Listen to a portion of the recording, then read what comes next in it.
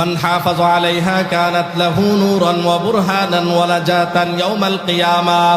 যারা দুনিয়ায় থাকা অবস্থায় যথা সময়ে যথাযথভাবে নামাজগুলো আদায় করবে, আমার নবী বলেন তাদের ওই নামাজগুলো কিয়ামতের ময়দানে নূর হবে, দলিল হবে।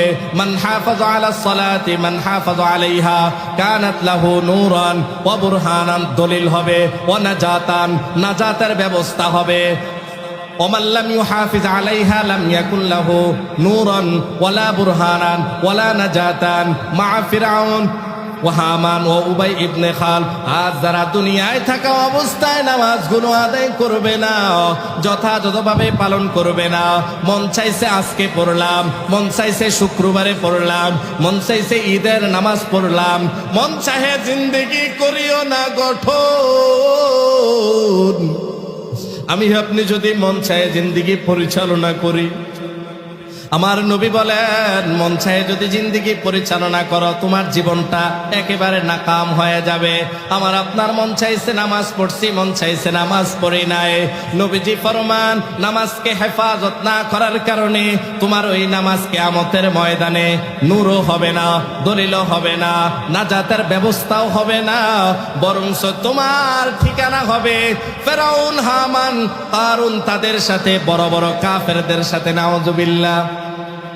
এখন আপনাদেরকে প্রশ্ন করতে চাই, আপনারা কি কাফেরদের সাথে হাসর নাসর করতে চান নাকি ইমানদারদের সাথে?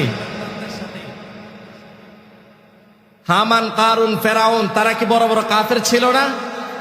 নবীজি কি বলেন, যদি তুমি আমরা যদি নামাজটা ঠিক না করি, নামাজ যদি হেফাজত না করি, তাহলে কি বলেছেন নবীজি? তাহলে কার সাথে হাসর নাসর হবে? কাফেরদের সাথে। কার সাথে? এখন কি আমরা কাফেরদের সাথে হাসর নাসর করব নাকি ইমানদারদের সাথে?